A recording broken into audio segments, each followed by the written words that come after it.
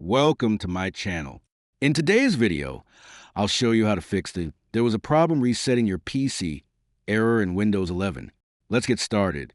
First, click on the search bar on your taskbar and type command. You'll see the command prompt option in the search results. Right-click on command prompt and select Run as administrator. The command prompt window will now open. First, type the following command: reagent C/disable. Then press Enter. Wait until you see the message that the operation completed successfully. Now type the next command: reagent/enable. Then press Enter again. Once the operation is completed successfully, type the following command: sfc/scannow. Then press Enter. This command scans your computer for any corrupted or damaged Windows system files and automatically repairs them whenever possible. The scan may take several minutes to complete, so be patient and do not close the command prompt window.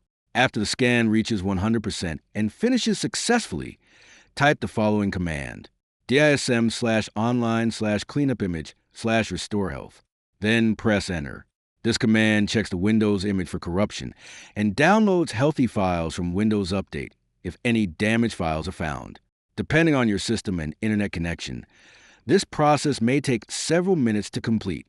Wait until the operation finishes successfully. Once all the commands are completed successfully, close the command prompt window. Finally, restart your computer. After your PC restarts, try resetting your computer again. There was a problem resetting your PC. Error should now be fixed.